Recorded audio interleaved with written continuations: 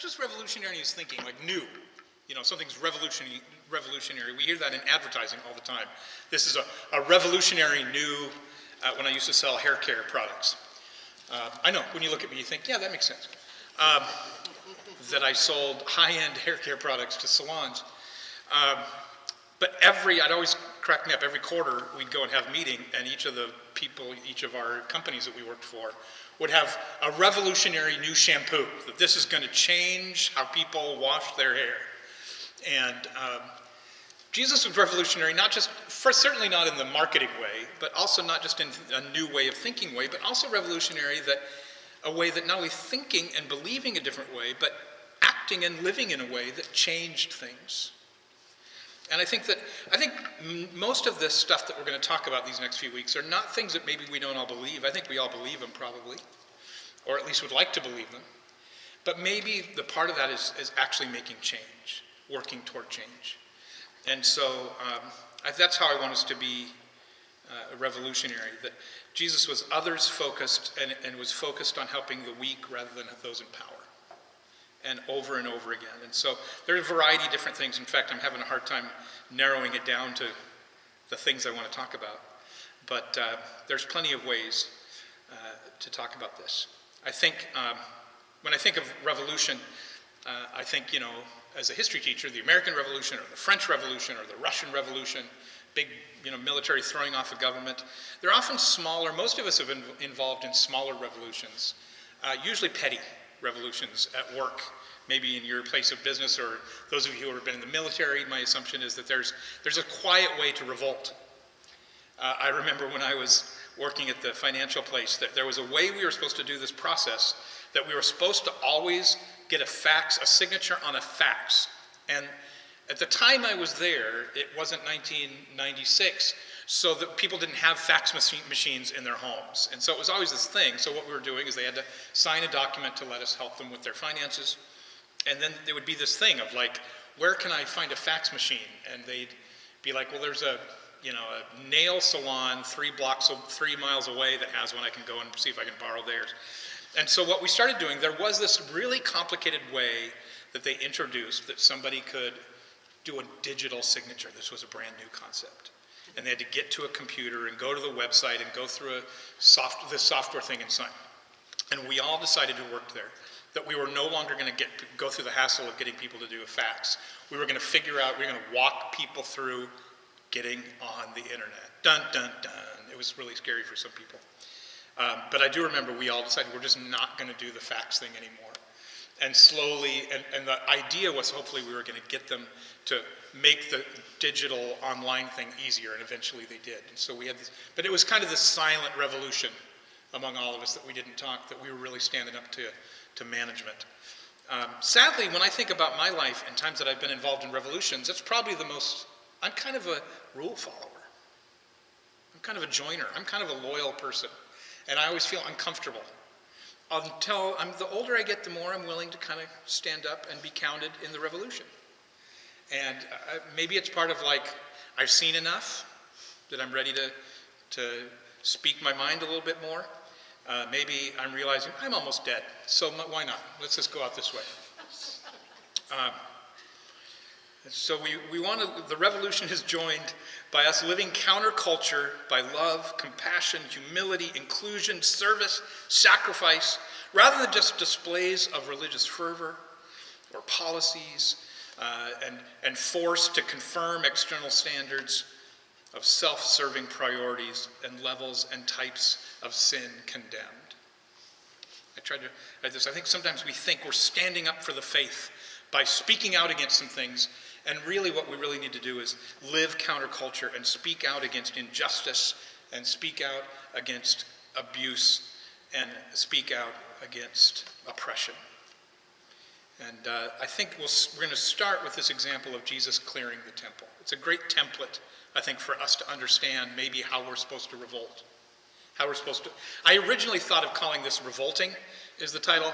That can be taken a weird way. So if you look here, point number 1 is revolution was required. There needed to be a revolution. Jesus needed to come in and revolt. Why? Because the temple was being defiled. So we'll start here. The account in Mark 11, verses 15 to 19 says this. And I'm going to get my glasses because I'm stumbling around a little bit this morning. When they arrived back in Jerusalem, Jesus entered the temple and began to drive out the people buying and selling animals for sacrifices. He knocked over tables of the money changers and the chairs of those selling doves, and he stopped everyone from using the temple as a marketplace. He said to them, "The scriptures declare, 'My temple will be called a house of prayer for all nations,' but you have turned it into a den of thieves." When the leading priests and teachers of religious law heard what Jesus had done, they began planning on how to kill him. But they were afraid of him because the people were so amazed by his teaching. And that evening, Jesus and the disciples left the city. So we've heard this story, but let's put it in context. Jesus finishes, the triumphal entry happens, he comes in, he's riding on the donkey. It's kind of this showing what his revolution is going to look like rather than the military procession by the Romans, the counter march, right, by Jesus, led by Jesus, riding in on a donkey, and the people are calling, they're cheering for him, and he is humble, he's not arriving like a conquering hero, and the people are calling for him to rescue them. Hosanna, save us, rescue us. And Jesus commits to save them, to rescue them, just not at all the way they were expecting. They kind of were hoping for more of the white stallion version rather than the donkey version, right? And then Jesus leaves, and then he comes back a little bit, and he marches into the palace, the seat of corruption and the seat of power, marches into the palace, and he overthrows the government to free Jerusalem. No, right? No, he goes to the wrong building. Instead of going to the palace where they want him to go, he shows up at the temple. Where, hey, no. We have the temple because we're God's people. We're the right ones. Remember that? We've got, Jesus, you're not supposed to call us out. You're not supposed to overthrow us. He goes into the temple. You're in the wrong building, but he's not. I'm going to make a little side note.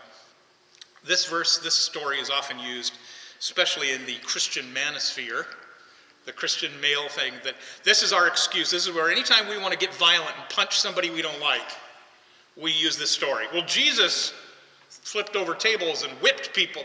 I had a friend who one time said, "Didn't Jesus just whip everybody?" That was he actually said that. And I was like, I don't think that's really, right? Yes, he went in there and he did this physical thing. But this is not an excuse for violence. So anyway, Jesus goes in, there's some property damage, and he chases them around, but he drives people out. The idea is he's cleaning it, cleansing it, not for violence sake. When he clears the temple, and this might be one of the favorite, this is just in the last 3 weeks that I found this, and I should have known this. I'm a little embarrassed I didn't know this from my Bible college. He quotes two prophets.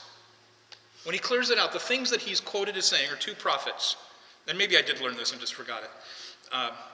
All the sermons I'd heard about this focus on overturning the tables, and there is a lot about money, and I think there is something like, don't turn this into a place to make money, a marketplace.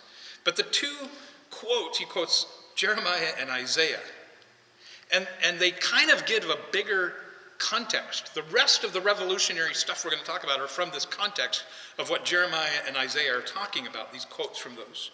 And together they form this pretty deep accusation against the religious leaders, the religious system that's going on, and even the Jewish system going on at the time. It's far more specific, to be honest, and far more than devastating, far more deep than just anger about commerce. There's plenty of anger about commerce, but it's even more than that. So the first quote is from Isaiah 56. It said, "My temple will be called a house of prayer for all nations." I would encourage you this week to read Isaiah 56. It's not on your reading list, but I would encourage you to read that this week. The entire passage is about who gets included and who gets to worship God. And it mainly talks about, I actually pounded the pulpit. This isn't really a pulpit. I pounded the cafe table. It's about who gets included: foreigners, eunuchs, outcasts, Everyone the religious system has placed permanently outside, all of those who were said, you cannot be part of the covenant. God says he's going to bring them to his holy mountain. He's going to bring them to the place of worship, that they will all be included. And he's like, just because you say, hey, we have the temple, quit bragging about saying you've got the temple.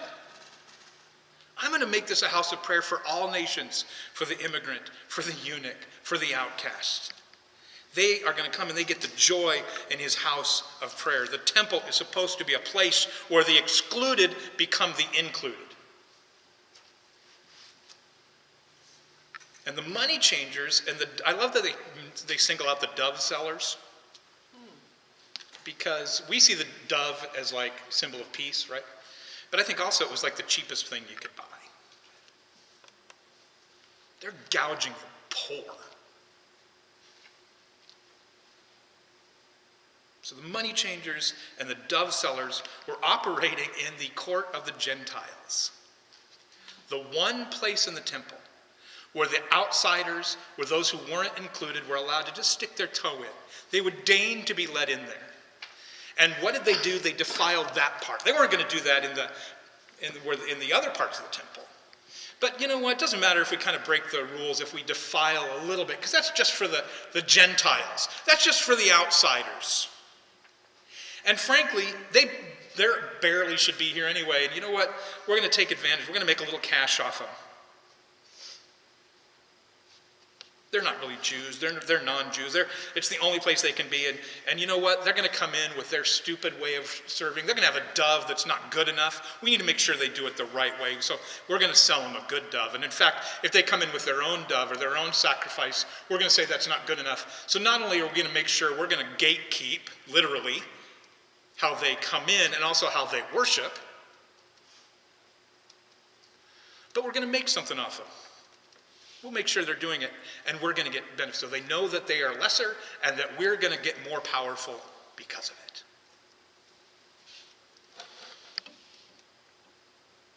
They had filled the place of welcome and worship with the distracting noise of commerce and the oppression of the wealthy and the powerful.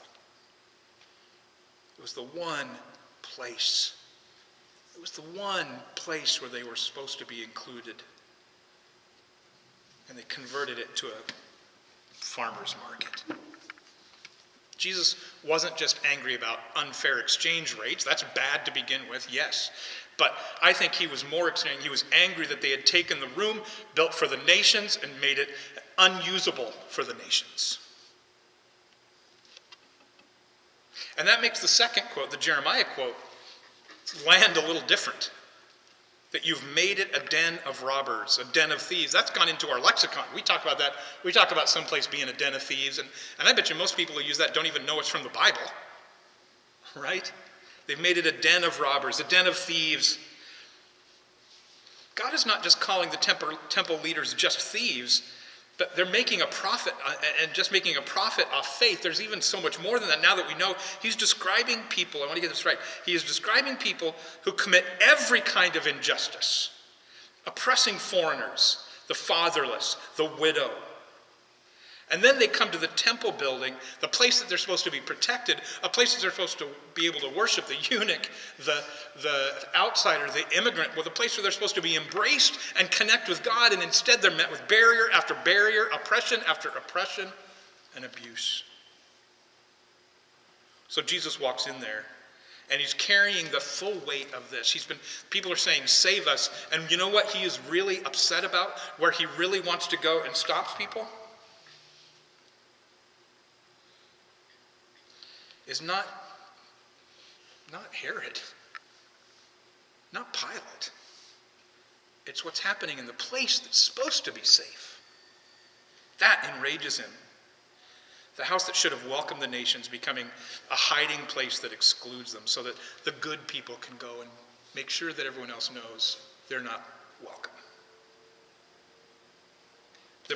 These ideas, both Jeremiah and Isaiah are talking about this idea of the same sin, the same dysfunction of using the system, using the structure, using the the framework of religion rather than connection to God, rather than loving God, using the framework of religion to protect themselves, enrich themselves, and keep others out, rather than following a God who wants to welcome everybody in. He's clearing spaces in the institution from the institution. So it brings up some interesting questions for us, for this little group. We're family here, I think we can be honest. Who's been displaced by the way we practice church? Not just Restore, but in the bigger picture, right?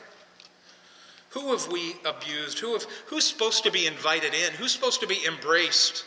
That we've decided, yeah, everyone can come, but not you. Literally just this morning, I came here to set up, and there was somebody from our sister from the Lutheran Church in here. They're putting up some flyers. And again, they're also sweet. It's an older lady, and just saying, we're so glad you're here. And she said, a lot of places say that everyone is welcome, but when they show up, they don't feel very welcome. And I said, I think that's one of the reasons we can work together. I will say this, I think this group does well at that. That not just surface level, we're genuinely embracing of people when they come in. But I think we need to continue to ask ourselves, let's not just rest on our laurels. Let's be willing and be ready for, even if we feel uncomfortable, this should be a safe place for the immigrant. This should be a safe place for the eunuch. This should be a safe place for the poor. This should be a safe place for somebody to connect with God who doesn't know how, or maybe who's walked away, for all across the spectrum. I'll throw this out. The safe park down below. There will come a day, I pray, that somebody who's staying down there, living in their car, will for some reason come up here for a hot cup of coffee and a cookie or kale, right? And I hope that we're not weird toward them. Meaning, a couple of things. I hope we treat them just normal, welcome them, invite them to stay. We don't rush up like my dog and jump all over them and lick, right? That we just embrace them and love them, welcome them to stay. And if they come back, we treat them normal and love them, even if it's uncomfortable. Right? Just a small little example.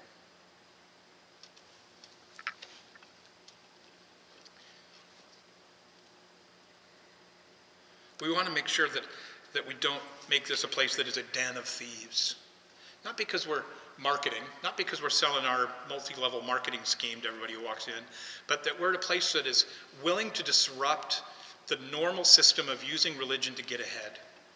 That we are here willing to seek, to worship, and to care for others, and making it a house of prayer for all nations. Both literal, where everyone is welcome from all nations, and it is safe so people can access God.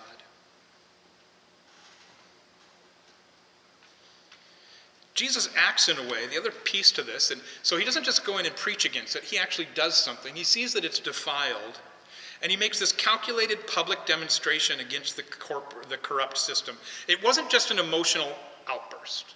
I think that's the way that sometimes I think of this, that again, the way it's been used to allow for a temper tantrum. Even Jesus, I think Jesus saw this, and yes, there was emotion behind it, there had to be, but there's also like, the only way to disrupt this, the only way to stop this is to do something, and that's going to be our next point. But what he does is he oppresses and he exposes, and a word, you're going to hang with me here, systematic injustice. Sometimes we don't, I've heard people don't like this idea that there's not systemic injustice or racism or abuse of wealth. There are systems. The reality is just because we're in them and they benefit us, we don't like to call them out.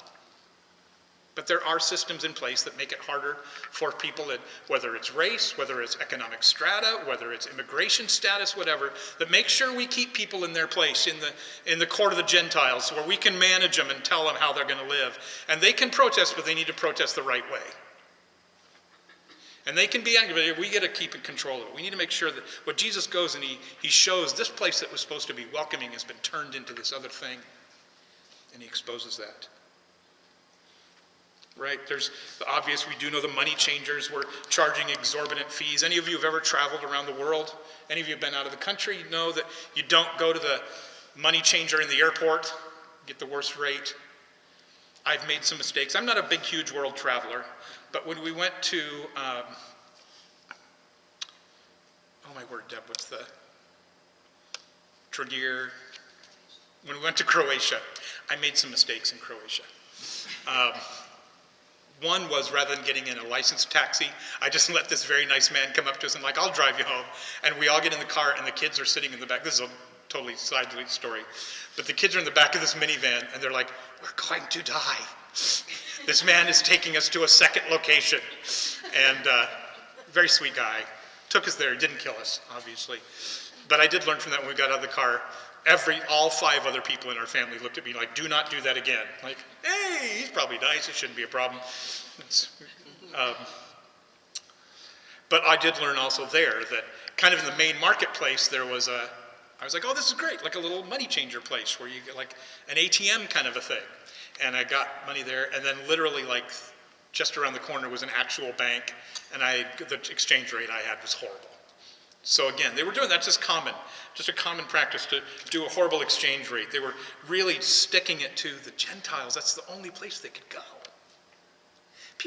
You have to make an effort if you're a Gentile to want to go sacrifice and worship and pray. People have made an effort. And they were being taken advantage of by the authorities. There are these economic barriers that there's exploiting, and then there are barriers that they're making different barriers to people being able to connect to God. The system was corrupt, and it was designed to keep them down. And maybe that wasn't the way it started, but that's certainly the way it ended. And we need to be open and keep our eyes open and be willing to admit when we're part of a system that is oppressing people.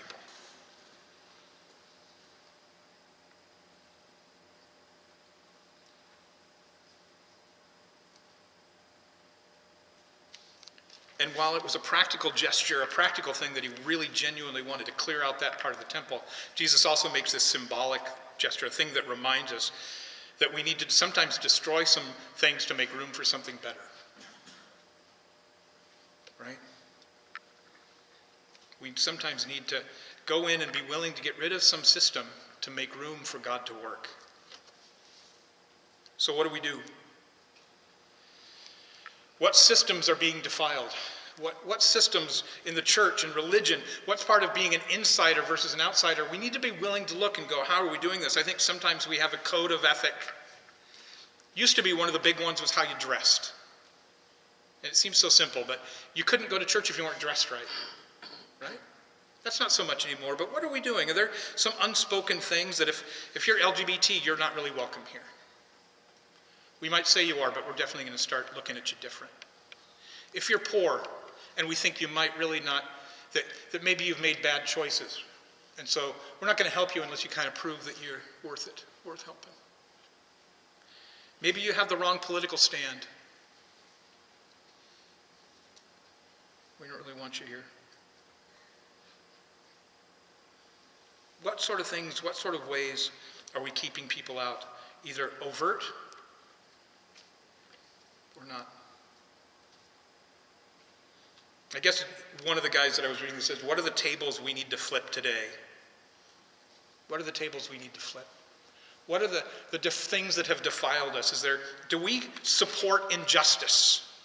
Are we willing to be silent when there is injustice going around us, and when we look at something happening and go, I don't know if that's great, but I don't want to get involved?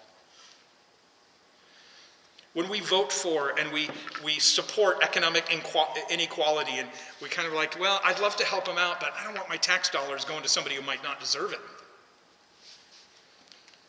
People are buying soda with WIC.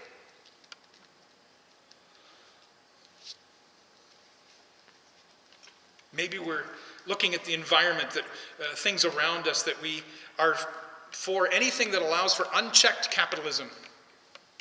For people to make as much money as they can on the backs of others. Or we begin to say, hey, my country, right or wrong. Beyond patriotism, beyond liking your country, but nationalism, we've decided because we're just like, hey, we got the temple, when we decide, well, we're American. We can't be wrong. Right? Or racism, when we deny racism exists, or any of our biases. When we have some bias that we just kind of hold on to, instead of admitting. Is our church a place of comfort for those around the world, for those who are of all economic strata, for people who are from all sorts of problems, whatever their addiction, whatever their struggle? Are we a place where they're welcome so they can meet God? Or do we support systems? What little tables do we need to flip? I think we're trying. Like I said, this is where I think we would all agree we believe this stuff, but we need to look hard and go, what are we supporting? What are we saying? What are we thinking that's allowing those injustices and that abuse and that oppression to continue?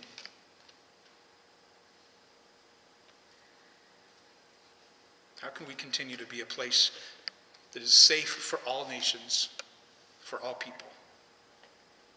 So not only do we need to recognize what's defiled, revolution was needed because the temple was being defiled.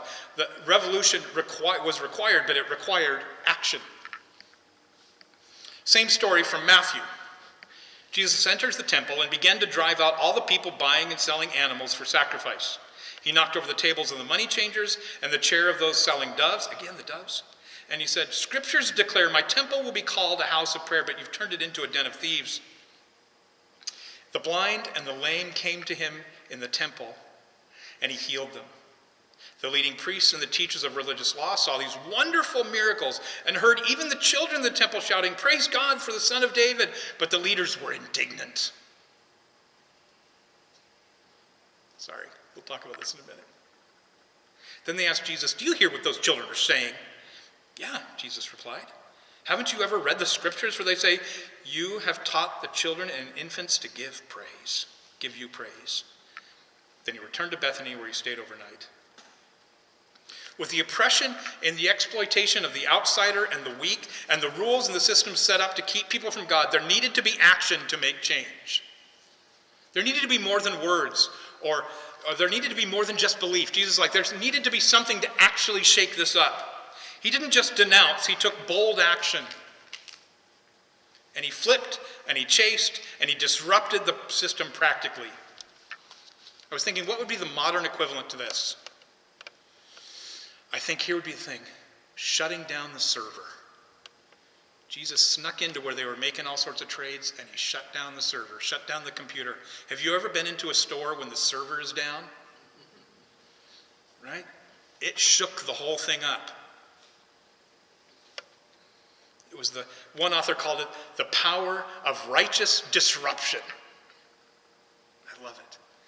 Yes, it was defiled. He didn't stand outside it and go, "You guys need to stop." He was like, something needs to be done to stop. There are actual people being hurt, being oppressed, being kept from God, and I need to go in and do something about it. Not just shake my head and feel bad.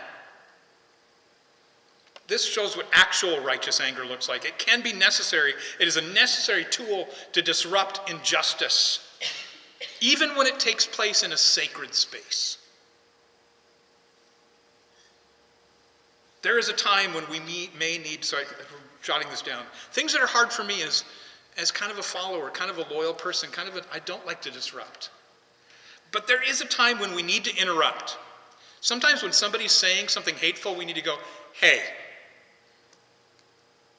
whether in person or whether in the world. There's a time to sanction, to stop supporting and call others to join us, to stop supporting people who are committing injustice, people who are oppressing.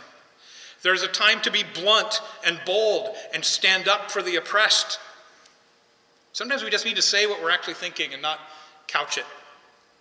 There's a time to stand with a protest and be seen. There's a time to be a barrier to abuse with our voices, with our work, with our money, and with our bodies to help those who are being abused and those who are being marginalized.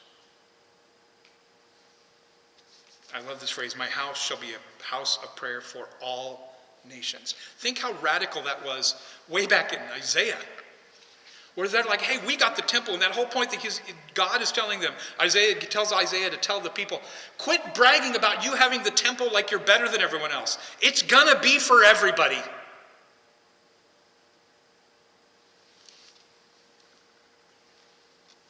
And Jesus comes to reclaim that sacred place, not for commerce, but for everybody, prioritizing people. He needed to shake that up, step in with his body, step in with his words, step in with his action, and actually disrupt the oppression and the injustice that was going on. Jesus took actions The barriers for the needy getting help from God were removed. And I love that that's illustrated. He not only goes in and he tears down what's bad, cleans out what's being defiled, but then I love the Matthew account that then right after that, the lame and the needy and the sick are coming into right there in the temple, and he's healing them right there. What a great example of the good that happens because he cleaned out the mess. The whole point of selling the dove was your dove isn't good enough because it's diseased. And now the diseased and the lame and the weak are coming right in there, and Jesus is healing them. And here's the part. The kids are going, oh my word, he must be from God. Children are recognizing what's going on here. And the leaders are saying, oh. The leaders are disgruntled. The leaders are mad. The powerful and those who benefit from the system hated it. I love even the language, that they were angry at these wonderful miracles. People actually being healed. Same for us. We should never be mad because people aren't getting help the right way. Right? Yeah, that person came to Jesus. That person is connected to God now. The person is building a relationship with God. But you know what? They did it at the wrong church. They didn't do it the way that I was told to do it. Can you imagine? They're being helped, but they're being helped in the wrong way. Right? Even though the people were clearly helped and there was benefit for the weak, they were not getting help and getting close to God the right way, the way that the religious leaders at the time, and they hated Jesus for him. And their response wasn't, we need to disrupt. Their response was the same. We need to disrupt this revolutionary, and we think the best way to do that is to kill him. They were more concerned about image and preserving their system than they were about people actually being helped. There was required revolution because there was defiling of a system, defiling of the world, defiling of religion, and that required action to bring about tearing that down and replacing it with something that actually helped and healed. So how do we revolt? How do we change? I think we need to believe that systems and institutions and tradition can be wrong, and we always have to inspect it. We need to humbly open our eyes to injustice and harm and stop making excuses and allowances for it. You know one of the best ways to do this, to open our eyes to stuff, is listen to the people who say they're being oppressed and give them the benefit of it out, believe them, rather than immediately giving all the excuses of why they're not really oppressed. Right? When someone says, this is unjust, I am being treated poorly, I am being oppressed, rather than going, no, you're not. You are really just trying to get one over on us. One of the best ways to force us to look in a mirror is to actually believe those who are saying it. So we believe that systems, then we can speak out against it. And then we're called to sacrifice, right? Jesus over and over says, sacrifice your special privileged position to advance the help of the weak rather than use it to solidify your wealth and your space and your power. Refuse to participate to go along with what we know is wrong. Right? We look at Bonhoeffer. We always hold him up that in the middle of Nazi Germany spoke up against it and paid the price. Right? We need to be willing to look around and go, hey, maybe this isn't right. I'm not just talking politics. I'm talking all over in any institution, in any part of our world, whether it's our job, whether it is politics, whether it is government, whether it is the church, to be willing to go, this is unjust. People are oppressed, and I'm going to speak up. I'm not just going to go along. And I'm going to work towards taking that, getting rid of those parts that are barriers to people knowing Jesus and knowing God. Being barriers to people being actually helped. Barriers to people being loved and cared for and forgiven and growing. One of the authors asked a couple of questions. Dear church, does our modern church culture create barriers to people being included in the family of God? Are we welcoming to marginalized and the abused? Or we've allowed our spaces to be a den of comfort for the privileged? Following Jesus means getting active in disrupting systemic injustice. Whether it's economically, whether it's race, whether it's environmental, whether it's politics, we need to be active in fighting for justice and against injustice. And that means admitting and recognizing that it exists and that even we might be benefiting from it. I'm not going to read you a whole thing, but another author had this really interesting thing called internal purging, allowing the Holy Spirit to clean out our temples.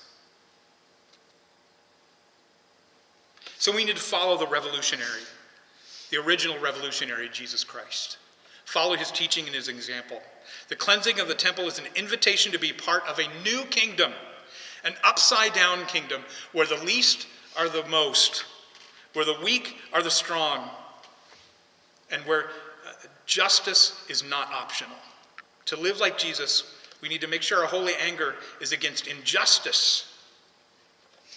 Jesus always worked against harm and for love. Let me pray. Dear Lord, thank you. This is hard to hear sometimes, and help us to really have our eyes open and be bold when we need to bold. Speak out, interrupt. Interrupt those systems, interrupt those things in ourselves maybe that we're doing that are subtly telling folks that they are less, that they are kept out, that we know what's right and everyone else is wrong. Help us to be willing to genuinely help people, to purge from within, to be willing to see systems and styles and things that we do that are allowing for injustice. Help us to be brokenhearted and even angry when we see somebody abused and oppressed. And that, God, help us to side with the weak and those who are hurt rather than those who are hurting and doing the abuse. Help us to understand justice and love like you do, and to take action that is bold and not just helping but also willing to stop those systems from continuing to do the harm. God, thank you for this example. Thank you for this physical example of Jesus walking into an actual space and disrupting actual harm. And help us to be people who are willing to do the same. We love you and thank you. In Jesus' name, amen. Jeremiah 7, 4-6. Don't be fooled by those who promise you safety simply because the Lord's temple is here. They chant, the Lord's temple is here, the Lord's temple is here. But I will be merciful only if you stop your evil thoughts and deeds and start treating each other with justice. Only if you stop exploiting foreigners, orphans, and widows. Only if you stop murdering, and only if you stop harming yourselves by worshiping idols. May we be people who revolt against any system that encourages injustice and the oppression of the weak, needy, and outcast, as we follow the loving and righteous example of Jesus, to the glory of God and the flourishing of our neighbors. Thank you very much, and we'll see you next week.